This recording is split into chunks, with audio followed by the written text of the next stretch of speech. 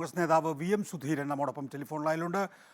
Shri V M Sudheeran, ഇപ്പോൾ ഒരു bar ഉടമ ആ, സർക്കാരിന് വേണ്ടി പണം പിരിച്ചു കൊടുക്കണം എന്ന് ആവശ്യപ്പെട്ട് വാട്സാപ്പ് ഗ്രൂപ്പിൽ സന്ദേശം അയച്ചിരിക്കുന്നു. ഇതൊരു ബാർ കോഴ എന്ന നിലയിലേക്ക് തന്നെ കാണേണ്ട വിഷയമാണോ? അല്ല, ഇത് വളരെ ഗൗരവത്തോടെ കാണേണ്ട ഒരു വിഷയമാണ്. കാരണം നമ്മുടെ സംസ്ഥാനത്ത് ഇന്ന് നേരിടുന്ന ഏറ്റവും ഗുരുതരമായ പ്രശ്നം എന്ന് പറയുന്നത് മദ്യത്തിന്റെയും മയക്കുമരുന്നിന്റെയും വ്യാപനമാണ്. സാമൂഹ്യ സംഘർഷങ്ങളിലേക്ക് നീങ്ങുന്നു, കുറ്റകൃത്യങ്ങൾ വർദ്ധിക്കുന്നു, റോഡപകടങ്ങൾ വർദ്ധിക്കുന്നു, കുടുംബ സമാധാനം തകരുന്നു. കേരളീയ അന്തരീക്ഷം നമ്മൾ ശ്രദ്ധിച്ചാൽ അറിയാം, ഇത്രയേറെ ആവൽക്കരമായ ഒരു തലത്തിലേക്ക് കേരളം ചെന്നെത്തിയിരിക്കുന്ന ഒരു സ്ഥിതിവിശേഷം നമുക്ക് ആർക്കും അവഗണിക്കാനാവില്ല. അപ്പൊ ഇതിന്റെ പ്രധാന കാരണം മദ്യവും മയക്കുമരുന്നുമാണ് എന്ന് എല്ലാവർക്കും അറിയുകയും ചെയ്യാം. അങ്ങനെ ഒരു ആപൽക്കരമായ സ്ഥിതി നിലനിൽക്കുമ്പോഴാണ് ഇപ്പോൾ ഡ്രൈ ഡേ അവസാനിപ്പിക്കുക, അതുപോലെ തന്നെ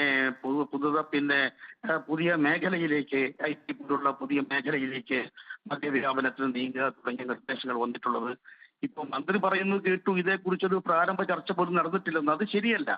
നമുക്കറിയാം, നിങ്ങൾ റിപ്പോർട്ടർമാർക്ക് അറിയാമല്ലോ, നമ്മുടെ ദൃശ്യമാധ്യമങ്ങളും പത്രമാധ്യമങ്ങളും എത്രയോ ദിവസങ്ങളായി വാർത്ത കൊടുത്തുകൊണ്ടിരിക്കുകയാണ്. ഉദ്യോഗസ്ഥ തലത്തിലുള്ള ചർച്ച, പല തലത്തിലുള്ള ചർച്ച, സെക്രട്ടറി തലത്തിലുള്ള ചർച്ച, ചീഫ് സെക്രട്ടറി തലത്തിലുള്ള ചർച്ച, പിന്നെ മാത്രമല്ല ഇപ്പോ സത്യസ് കമ്മിറ്റിയിൽ കൊണ്ടുവന്ന വിഷയം. ഇങ്ങനെ ഈ രീതിയിൽ വളരെ തന്ത്രപരമായ നീക്കങ്ങൾ നടന്നുകൊണ്ടിരിക്കുന്നു എന്നുള്ളത് ഒരു യാഥാർത്ഥ്യമാണ്. ഈ അവസരത്തിലാണ് ഈ വിവരം മാധ്യമങ്ങളാണ് പുറത്തു കൊണ്ടുവന്നിട്ടുള്ളത്. രാഷ്ട്രീയമായി പുറത്തു വന്നതല്ല, മാധ്യമങ്ങൾ പുറത്തു കൊണ്ടുവന്ന ആക്ഷേപമാണത്. ഇതിനെക്കുറിച്ച് ശരിയായ വസ്തുത പുറത്തു കൊണ്ടുവരേണ്ടത് ആവശ്യമാണ്. ഇപ്പോ വിജിലൻസ് അന്വേഷണം നടത്തുന്നു എന്ന് ബാർ ഉടമകളുടെ അസോസിയേഷന്റെ നേതാവ് പറയുന്നത് കേട്ടു. ഇത് വിജിലൻസ് അന്വേഷണമല്ല വേണ്ടത്. ശരിക്കു പറഞ്ഞാൽ ഇതിന്റെ എല്ലാ വസ്തുതകളും പുറത്തു വരണമെങ്കിൽ CBI അന്വേഷണം തന്നെ അനിവാര്യമാണ്. ആ തരത്തിൽ വസ്തുതകൾ പുറത്തു കൊണ്ടുവരാനുള്ള സാഹചര്യം ഉണ്ടാകണം. ഏതായാലും കേരളത്തെ സർവനാശത്തിലേക്ക് എത്തിക്കുക എന്നുള്ളത് ഈ സർക്കാരിന്റെ ഒരു അജണ്ടയാണ് എന്ന് തോന്നിപ്പിക്കുന്ന രീതിയിലാണ് കാര്യങ്ങൾ ഒന്നിനു പുറകെ മറ്റൊന്നായി വന്നുകൊണ്ടിരിക്കുന്നത്. ശ്രീ വി എം സുധീരൻ, നേരത്തെ എക്സൈസ് മന്ത്രി ശ്രീ MB രാജേഷ് പറയുന്നത് താങ്കളും ശ്രദ്ധിച്ചിട്ടുണ്ടാവുമെന്ന് വിചാരിക്കുകയാണ്.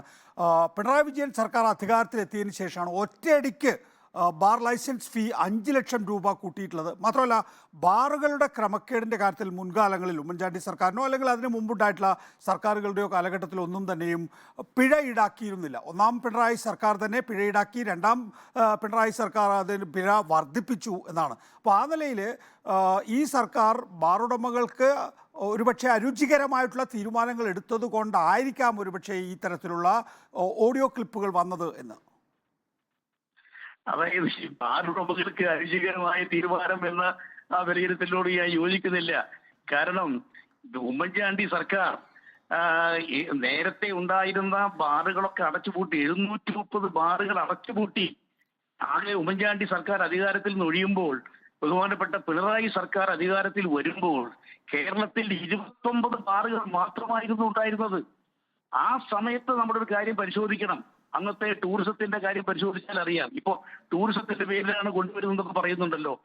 ആ കാലത്ത് 2014-നും 2016-നും ഇടയ്ക്ക് ടൂറിസം മേഖലയിൽ ആഭ്യന്തര ടൂറിസ്റ്റുകൾ, വിദേശ ടൂറിസ്റ്റുകൾ എത്രമാത്രം വന്നു? ഒരു കാര്യം ഞാൻ തുറന്നു പറയുകയാണ്, അക്കാലത്ത് ടൂറിസത്തെ പ്രതികൂലമായി ബാധിച്ചിരുന്നില്ല. അപ്പോൾ ടൂറിസത്തിന്റെ പേര് പറഞ്ഞുകൊണ്ടാണ് പിന്നീട് ഈ സർക്കാർ അധികാരത്തിൽ വന്നപ്പോൾ ഇതെല്ലാം അനുവദിക്കുന്നത്. അടച്ചുപൂട്ടിയ ബാറുകൾ തുറന്നു കിട്ടുക എന്നുള്ളത് മദ്യലോബിയുടെ ഏറ്റവും വലിയ ആവശ്യമായിരുന്നു. അതിന് അവർ എന്ത് വില കൊടുക്കാനും തയ്യാറാണ്. ഉമ്മൻചാണ്ടി സർക്കാർ അടച്ചുപൂട്ടിയതാണ് ഇതെല്ലാം, 730 ബാറുകൾ. തീർച്ചയായും ഇക്കാര്യത്തിൽ തൃശ്ശൂർ ബാർ അസോസിയേഷന്റെ ജില്ലാ പ്രസിഡന്റ് നൽകിയിട്ടുള്ള ശബ്ദ സന്ദേശം അഴിമതിയുടെ ആരംഭം തന്നെയാണ് എന്നാണ് താങ്കൾ വിശ്വസിക്കുന്നത്. CBI അന്വേഷണം വേണം അക്കാര്യത്തിൽ. തീർച്ചയായിട്ടും. വി എം സുധീരൻ, വളരെ നന്ദി സഹകരിച്ചതിന്.